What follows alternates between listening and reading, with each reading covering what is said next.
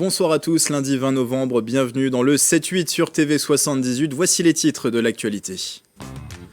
Un ministre dans les Yvelines ce matin, Jean-Noël Barrot s'est rendu au château de Buc.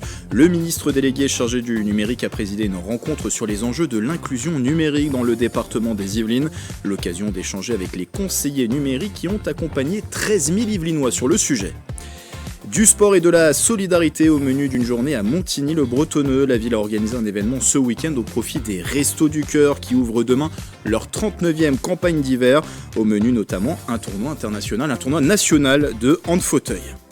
L'exploit n'a pas eu lieu en Coupe de France de football. Les amateurs de houille ont été éliminés au 7e tour par Angers, pensionnaire de la Ligue 2. Les Angevins, beaucoup plus réalistes, l'ont emporté 2-0 contre le club yvelinois. Il était l'ultime représentant du département dans la compétition. Et puis l'invité du 7-8 en deuxième partie d'émission, on y parle du dispositif Champion 2024. Le département des Yvelines accompagne 15 athlètes de haut niveau dans leurs projets sportifs. Le but, les mettre en avant à l'approche des Jeux Olympiques et Paralympiques de Paris 2024. Et Sylvain Mertens, chef du service sport du département des Yvelines, sera avec nous dans quelques instants pour parler de ce dispositif Champion 2024 qui s'adresse aussi au club du département. Avec moi au plateau, Mickaël Elmidoro, bonsoir. Bonsoir. Journaliste sport de la rédaction de TV78, ça va, pas trop déçu après l'élimination de Houille en Coupe de France ? C'est la magie de la Coupe de France. On y a cru et finalement, ça passe pas toujours, comme on a pu le voir. Alors, bien sûr, d'autres résultats sportifs au menu de ce week-end yvelinois. On va parler de quoi ce soir dans le 7-8 ? De défaites encore. 3 clubs yvelinois étaient engagés en Fédéral 2 et les 3 clubs yvelinois ont perdu. On parlera quand même de la course transatlantique, la Transat Jacques Vabre, avec Louis Burton qui est actuellement 15e et qui arrive en Martinique. Ça, c'est une information positive pour le coup. Et vous présenterez aussi les actualités du jour dans les Yvelines. Restez avec nous, ce sera tout à l'heure dans le 7-8.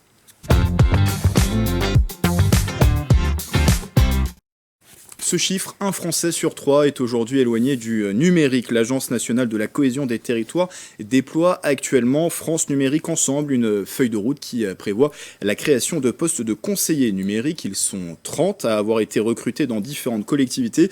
Et ce matin, le ministre délégué chargé du numérique, Jean-Noël Barrot, est allé à leur rencontre à Buc. Mélanie Poquier et Patrick Jacques de Dixmude. Se trouver totalement démunis lorsqu'on se retrouve face à une démarche en ligne, face à la préparation d'un CV. France Numérique Ensemble, 3 mots pour lutter contre la fracture numérique. Une feuille de route qui court jusqu'en 2027 et le département des Yvelines est aussi concerné. Un excellent retour puisque c'est 3 millions de personnes qui ont été accompagnées au plan national, 13 000 dans les Yvelines, avec évidemment de l'aide pour accomplir les démarches en ligne, mais aussi et surtout pour prendre en main les outils numériques et permettre à chacun de bénéficier de tout ce que le numérique apporte de positif pour améliorer la vie quotidienne. Ceux qui aident, ce sont les conseillers numériques, au nombre de 4 000 sur toute la France. Ils sont 30 à être actifs dans le département des Yvelines au sein des collectivités locales. Les conseillers numériques, on peut les trouver à la fois en mairie, dans des associations aussi, et également dans des bibliothèques ou des médiathèques. Donc l'idée, c'est vraiment qu'ils puissent aussi se déplacer au maximum pour être à la rencontre des habitants. Je fais aussi bien des sensibilisations spécifiquement pour les écoles que accompagner les parents, pour ma part, voire même aussi les enseignants dans la maîtrise du numérique, des tablettes numériques qui ont été un programme qui a été renouvelé encore cette année. Je peux aller à domicile et c'est quelque chose que je fais souvent puisque les gens apprécient être accompagnés dans leur lieu familial, on va dire, dans leur foyer. Objectif du plan, en 2027, avoir accompagné 8 millions de Français avec 20 000 conseillers. Le point à présent sur le reste des actualités dans les Yvelines.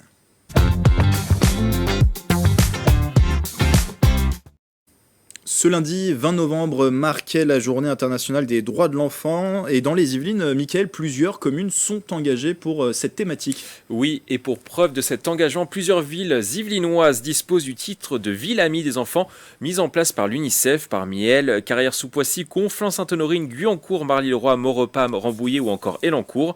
Après, avec près de 300 collectivités engagées sur le mandat 2020-2026, le réseau accompagne les collectivités locales pour promouvoir les droits de l'enfant. 5 domaines sont pris en compte: le bien-être, la non-discrimination et l'égalité, l'éducation, la participation et la sensibilisation aux droits de l'enfant. Une alerte maintenant, l'Agence régionale de santé d'Île-de-France recommande de ne pas consommer les œufs des poulaillers domestiques. Oui, et cela en raison d'un niveau élevé de contamination des œufs par différents polluants dangereux pour la santé. D'après une étude de l'ARS en Île-de-France, 90% des œufs analysés seraient non conformes. Des contaminations sont liées à la présence dans le sol de polluants organiques persistants. Les œufs sont des marqueurs très révélateurs de la pollution de l'environnement et en particulier des sols. Les recommandations de l'ARS concernent 410 villes en Île-de-France. Dans les Yvelines, plusieurs communes sont touchées. C'est notamment le cas de Poissy, Mantes-la-Jolie ou encore Versailles. Prudence donc pour les consommateurs. Direction maintenant Rambouillet où les habitants vont pouvoir très prochainement avoir un nouveau cinéma. Depuis 2019, les Rambolitains n'ont plus de cinéma dans leur commune depuis la destruction du Vox. Si un projet de construction était prévu après la pandémie en 2021, il avait finalement été abandonné au grand désarroi des habitants. Mais la bonne nouvelle est finalement arrivée fin juin 2023. La société Sarles l'Hermitage a racheté le terrain et un permis de construire a été déposé et signé. L'ouverture au public serait prévue pour la rentrée scolaire 2025, disposant de 5 salles. Le complexe sera reconstruit sous le porche de la rue de Gaulle. Les villes de Versailles et Saint-Germain-en-Laye distinguées.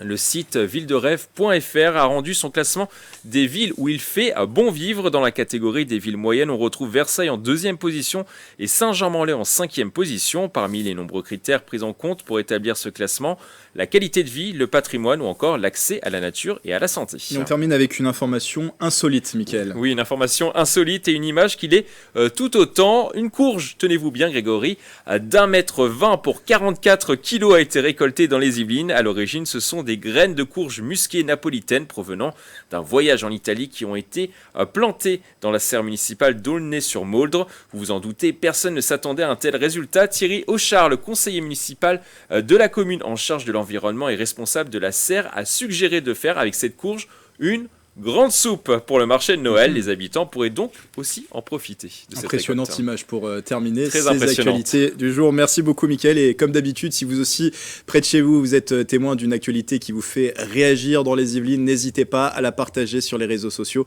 en utilisant le hashtag 78news.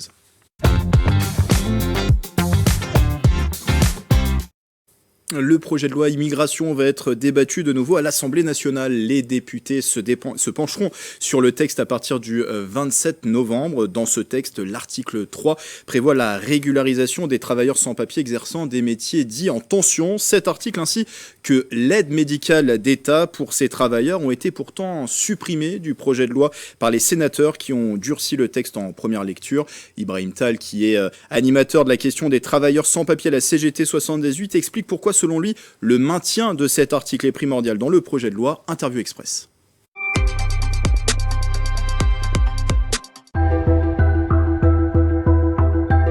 Ces métiers en tension sont en général dans la restauration, mais aussi dans le BTP. Cela veut dire les maçons, les peintres, les menuisiers, mais aussi ceux qui font les manœuvres. Dans la logistique également. Donc on a besoin dans la logistique aujourd'hui. Mais aussi la propreté fait partie des métiers en tension.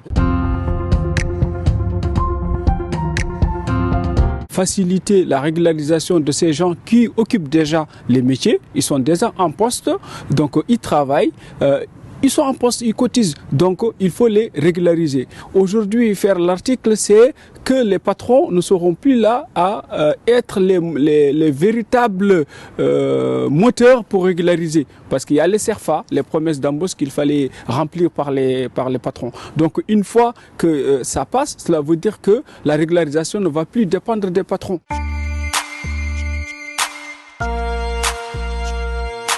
Il y a une contradiction sur la question de supprimer l'AME pour établir l'aide médicale d'urgence. Il y a une contradiction. Si c'est pour des questions économiques, c'est que c'est contradictoire parce que au lieu de soigner le travailleur sans papier ou le sans-papier tout court à un taux de 21 €, il faut attendre que ça soit urgent pour lui payer des soins qui vaut 200 à 500 €. Donc il y a une contradiction. Cette galère, cette boule au ventre, ça ne s'arrête jamais.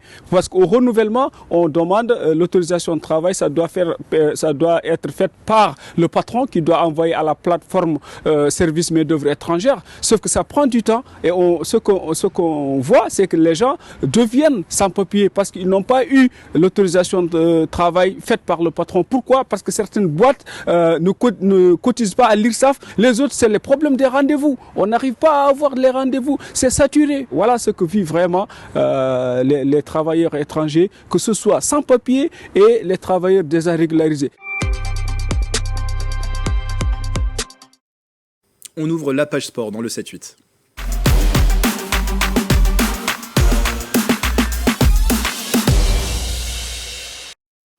Du sport, mais aussi de la solidarité au menu d'un événement organisé à Montigny-le-Bretonneux depuis 13 ans. C'est la journée sport et solidarité qui se déroulait donc ce week-end au profit des Restos du Cœur. Au programme notamment un tournoi national de hand-fauteuil suivi par Mathilde Francou, le récit de Régine Ralech. Le hand-fauteuil à l'honneur, un tournoi se tenait ce samedi 18 novembre à Montigny-le-Bretonneux. Au total, 6 équipes mixtes de personnes en situation de handicap et valides se sont affrontées toute la journée. C'est donner aussi une possibilité aux personnes valides d'avoir un changement de vue sur le handicap. Se rendre compte que c'est des gens comme vous et moi et que voilà, on peut bien profiter, bien s'amuser avec eux. Il y en a, ils viennent pour s'amuser et moi je fais du sport depuis 40 ans. Donc j'ai un esprit de compétition, tout le temps je veux gagner en fait. Une solidarité sur le terrain, mais aussi de la part des visiteurs. Ils étaient plusieurs centaines à se rendre à l'événement et participer à la collecte de fonds mise en place pour l'association Les Restos du Cœur. C'est important déjà pour se faire connaître. Et puis comme on manque d'argent en ce moment, on va être obligé de restreindre sur la campagne qui arrive la quantité de nourriture, le nombre de personnes acceptées. Et donc plus on a d'argent, plus on pourra aider. Un espoir entendu par les participants. L'événement a collecté plus de 4 300 € pour l'antenne yvelinoise.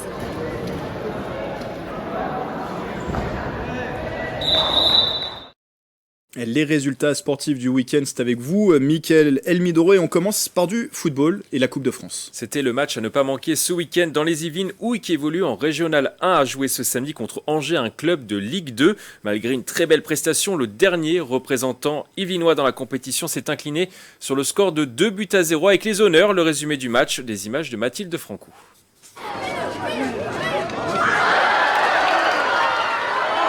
C'était le match des grands jours à Houille pour ce 7e tour de la Coupe de France. Le club local pensionnaire de R1 recevait les professionnels d'Angers ce samedi 18 novembre, une équipe qui évolue en Ligue 2.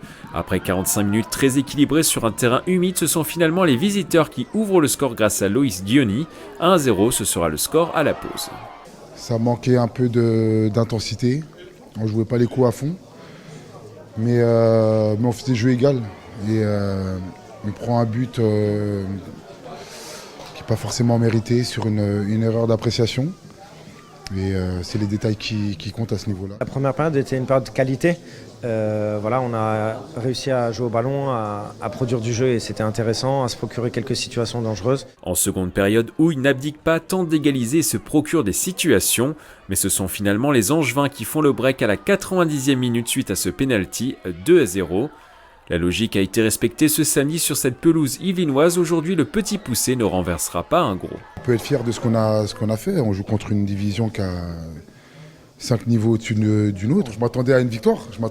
Peu importe l'adversaire. Encore une fois, je le dis, sur un match, il peut tout se passer. C'est aussi le charme de la Coupe de France. Les conditions nous étaient favorables.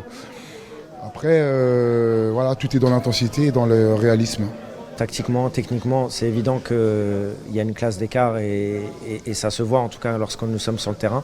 Maintenant, aujourd'hui, avec de la volonté, avec plein de choses, on a réussi à combler ces petits manques et à montrer que sur 90 minutes, on peut essayer de rivaliser. Houille devra maintenant se reconcentrer sur le championnat de R1. Les Yvelinois occupent pour l'instant la 9e place du classement après 6 journées disputées. Bon, bravo tout de même au club de Houille qui s'est quand même hissé jusqu'au 7e tour de la Coupe de France, mais petite déception, plus de club yvelinois dorénavant en Coupe de France. On va parler maintenant rugby, Mickaël. Dans le championnat de Fédéral 2, Plaisir s'est incliné 31-28 sur sa pelouse dans le choc de cette poule contre Orsay. De son côté, Versailles s'est incliné 36-28 sur son terrain contre Rissorangis. Et enfin, le MLSGP s'est incliné 23-19 à domicile contre Gennevilliers. Vous l'aurez compris, c'est un week-end noir pour nos Yvelinois. 3 matchs et 3 défaites. Au classement, Plaisir est toujours premier, mais le club ne compte que 2 points d'avance sur l'Heureux et Orsay. Versailles est 8e et le MLSGP est 9e. On continue par du basket. Dans le championnat de National 3, Trappes s'est incliné 89-76 sur le terrain de Césaire-le-Vilain ce samedi soir. L'entente Le Chesnay-Versailles s'est incliné d'1 point contre Rueil 76-75. Enfin, Château-Croissy a gagné 84-75 contre Massy. Au classement, Trappes est 10e et l'ELCV 78 est 13e et Château-Croissy est bon dernier. Basket toujours, mais féminin. Mauvais week-end pour l'ELCV 78. On a vu que les garçons avaient perdu et les filles ont également perdu ce week-end. Les Yvelinois se sont inclinés 77-55 sur le terrain des Panthères de Mulhouse. Au classement, l'ELCV 78 est toujours dans le top 5 à la 4e place du classement. Du handball à présent, peut-être une bonne nouvelle dans le championnat, oui, tout à fait. Dans le championnat de National 2, Montigny, le Bretonneux s'est imposé ce week-end sur le terrain d'élite valdoise. Le score 31-23. La joueuse du match, Romane Damiens, qui a marqué 14 buts sur cette partie. Au classement, les Saint-Quentinois sont à la 8e place avec 17 points engrangés en 10 journées. Et chez les garçons, ça va très bien pour le club du Chesnay. Le Chesnay Yvelines Handball s'est imposé ce dimanche 19 novembre sur le terrain de Saint-Sébastien Sport. Le score 26-22. Romain Large a brillé avec 8 buts inscrits sur cette rencontre. Cette nouvelle victoire permet au club de rester en tête du classement de la poule 4 de National 3. Bon, ça tombe bien, on va prendre le large à présent avec la Transat Jacques Vabre. Un Yvelinois est encore en course dans cette course transatlantique. C'est Louis Burton, le skipper originaire de la Celles-les-Bordes, à côté de Rambouillet, est actuellement à la 15e place du classement au dernier pointage. Il est presque arrivé en Martinique avec son coéquipier Davy Baudard. Il nous a enregistré une petite vidéo, regardez. Salut les Yvelines, c'est Louis Burton, bienvenue sur Bureau Vallée. Alors c'est mon coéquipier Davy Baudard qui nous filme, il est de l'autre côté de la caméra. On est à quelques encablures de l'arrivée en Martinique maintenant. On a fait une option nord pour essayer de rattraper un peu notre retard sur les concurrents. C'était une pénalité au départ. Et ça fait 2 jours qu'on descend tout droit plein sud vers la Martinique avec des temps assez instables. Là on est plutôt dans un bon moment. Et sinon la rencontre des poissons volants, on n'a pas croisé grand monde et on surveille attentivement les concurrents pour essayer de les doubler ceux qui restent un peu sur la fin. Voilà, et Bureau Vallée est en parfait état, donc on est content, on aura presque réussi sans faute de ce point de vue-là, donc voilà, c'est parfait. A bientôt.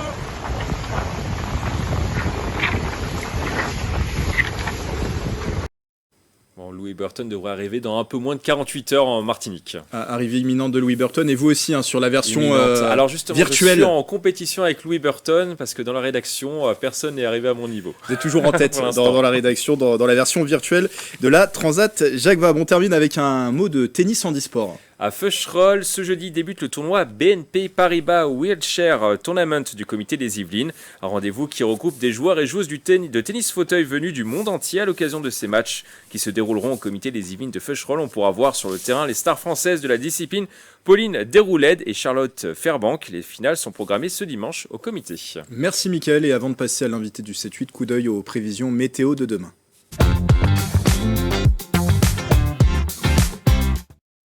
Un ciel brumeux demain matin dans les Yvelines, ce sera le cas sur une grande partie du territoire. Côté température, comptez 9 degrés dans les secteurs de Versailles et de Rambouillet, 10 degrés à Mantes-la-Jolie et Houdan. L'après-midi, le brouillard se lève mais le temps reste très gris, il fera entre 11 et 13 degrés dans les Yvelines. Et tout de suite, l'invité du 7-8.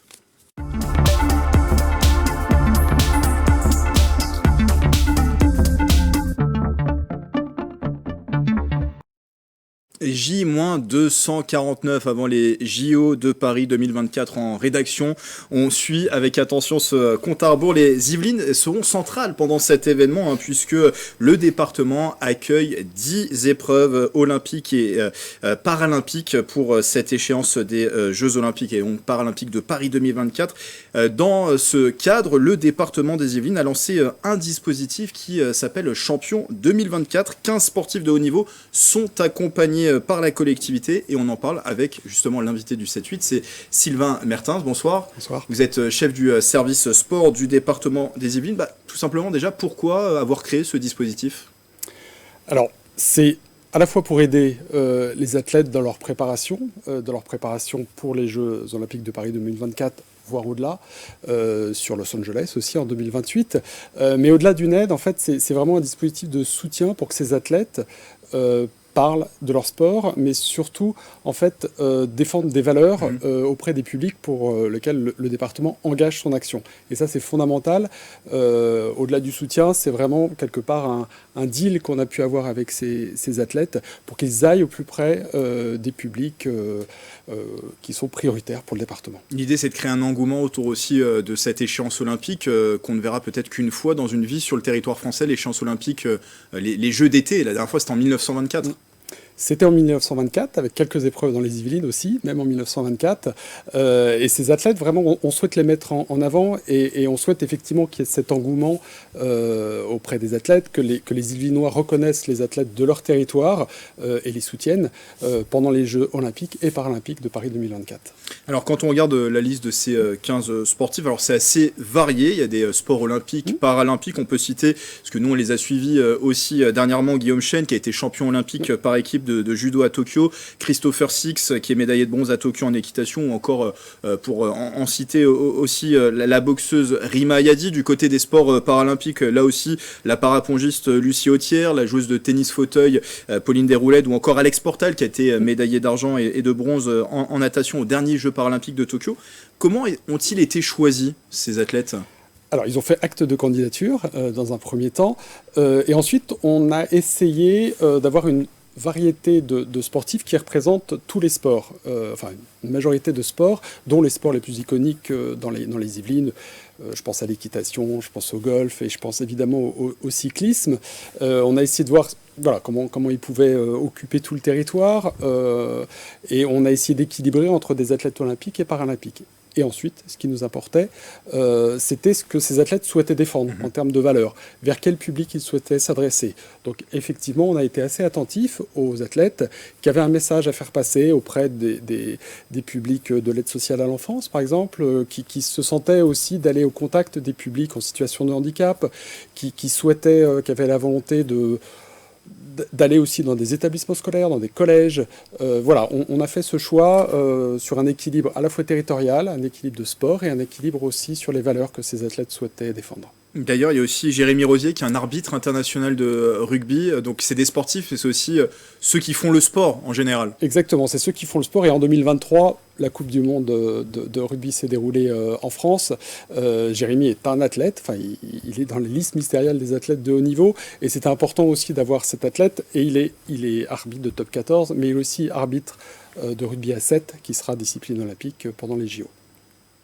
Oui, pour les athlètes, ce ne sont pas forcément des athlètes qui vont aller forcément sur ces Jeux Olympiques de 2024, on est d'accord ? Non, on ne cherchait pas à avoir des athlètes qui sont déjà, enfin, qui ont toute la lumière, mais on voulait des athlètes, comme je l'ai expliqué tout à l'heure, qui voulaient défendre en fait des valeurs, qui avaient un sens, qui avaient un message à faire passer. Voilà, et ça, c'était fondamental dans le choix que le département a pu porter sur certains athlètes. On parlait d'accompagnement. Comment sont-ils justement accompagnés ? On imagine financièrement à quelle hauteur ? Alors c'est 8 000 € par athlète sur la saison sportive 23-24. Et puis on les accompagne, enfin il y a quelqu'un dans l'équipe du service sport qui est en contact toutes les semaines avec ces athlètes pour essayer de les suivre dans leur compétition, mais aussi de les accompagner sur des événements ou des dispositifs que le département mène.